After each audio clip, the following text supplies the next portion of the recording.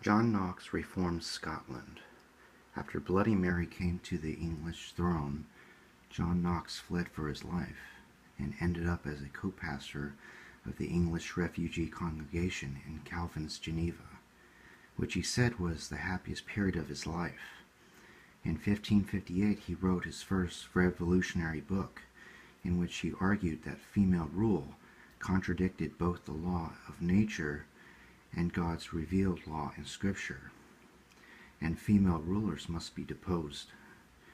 The trustee was aimed chiefly against Mary Tudor, Bloody Mary, but soon after the book's publication, Mary Tudor died and was succeeded by a female Protestant sovereign, Elizabeth, who helped to make England a Protestant country again. Knox's book alienated Elizabeth badly and also outraged most Protestants, including Calvin, who had its sale in Geneva banned. On the whole, Calvin and Knox were on the same page. Knox judged Geneva to be the most perfect school of Christ that ever was in the earth since the days of the apostles. In 1559, Knox returned to Scotland, determined to do for his country what Calvin had done for the city of Geneva.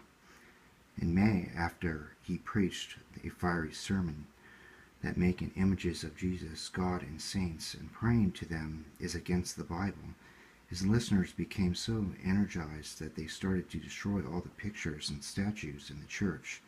The same thing happened in other cities.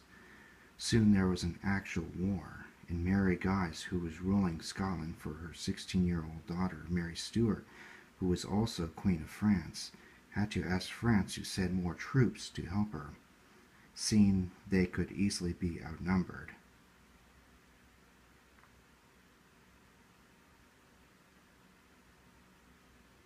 The Protestant lords asked England to come to their rescue.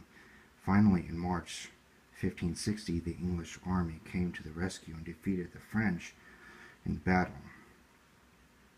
In June, Mary of Guise died. On August 17th, the Scottish Parliament decreed a change of religion.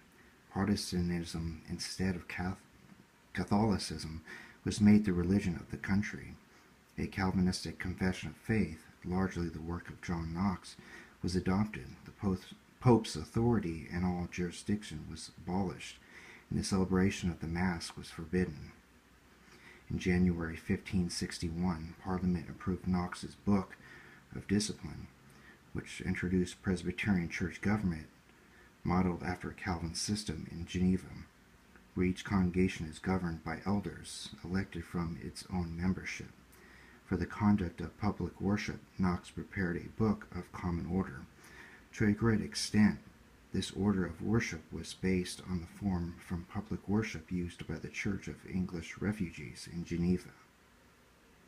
That in turn was based on the form designed by Calvin.